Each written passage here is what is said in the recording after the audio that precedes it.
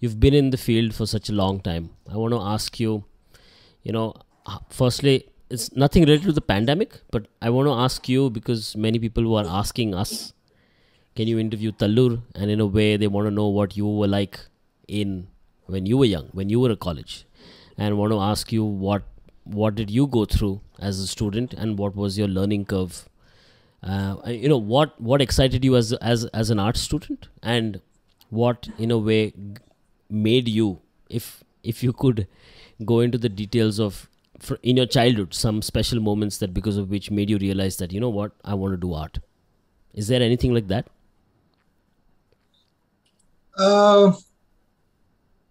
You were obviously a student once. I mean, I know you consider yourself a lifelong student, but in a way, I want to understand who your gurus were. Who has guided you along the way in your journey of becoming an artist, and maybe as a student, and maybe even now, and maybe it's not a person. Yeah. Maybe it's a tech. Maybe it's a kind of a technology. I don't know. I'm not leading you. I just want to know what inspires you. Who are your gurus? When I really look back, Yeah. I really got a very good foundation. So, one of my teacher, Ullas Sansgiri, he's teaching in Mysore. Kawa. But he's amazing teacher. So what he did was he never, asked you to do or copy certain method or copy certain way or copy certain, ideas. Then? Instead, always he used to guide whatever you already have. Like how? Can you can you give an example? So some people in case, when I met you, I said, you go ahead and do video or, kind of get into that area. Why? Because, naturally you have an quality of interviewing people. Yeah. This is a natural quality, and then there is a possibility of doing it. Yes. So something similarly I learned from Ullas, the teacher. So when you are drawing in our class, generally if any art schools, almost everyone does in a similar way. Somebody, in our class, art school, somebody you can feel they are more grasping light. Somebody is more, linear. Yeah. Somebody too much talking about it. Somebody, there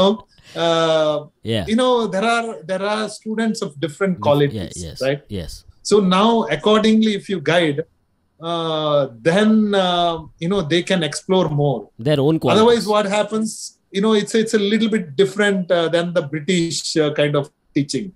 Yeah, that's academic. True. Everyone following same thing. Yeah. They are not allowing you to think.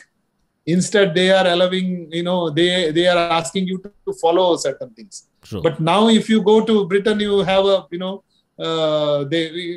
student themselves, they are planning their curriculum for a year. Yeah. It's not the university offering. Yes. So it's a process of. That's true. What do you call? Self-actualization. It's a more like a. Based on students' demand, they are teaching. Or students' quality, they are teaching. It's like, you will have a 2-3 months negotiation program if you are, asking for a realistic, plan. Yeah. Then with the teacher, you will have a conversation and you redesign your curriculum for next 2 years. Wow. Do you think it's a kind of a rolling plan. Do you think this can be implemented in all art schools, or is it being implemented like your education when you were in art school? Do you think it's a good model for being? I think, it's very much needed. Why? Because if we evaluate our students, like whoever passed out from the university, and you literally ask what they are doing right now. And based on that, if you do a reverse exercise, then it is better to teach them what they need, right? Hardly that's how you structure things. Like, you see the result. Otherwise, I think, when Britishers started the art schools here, they wanted carpenters. They wanted craftsmen. Yeah. So labor. Yeah. All they don't want a thinkers. True. So that was very clear. Yeah. And now our university is teaching same old, syllabus. Yeah. Like, let's say, my cousin sister used to tell me that in home she's watching LCD, and her final year project was a black and white TV. Yeah. So now it becomes irrelevant. Like, we are somehow becoming an irrelevant class. That's true. We are not, there is a in a childhood we used to say, "Ata kuntu lekkakilla," means you are there to count. You are there in the game, but you can't count them in the game.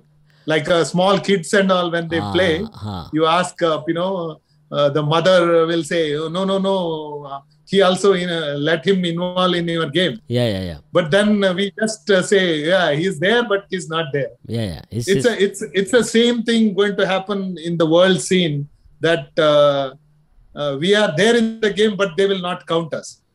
That's true, because you're stale. That's a sad thing. Somewhere you didn't. If we are not caring, because you did not update your ideas, you did not update your systems, you did not. Yes. Exactly. Yes. So if we are not there, we are not there. And there is potential. Every student in a way has potential.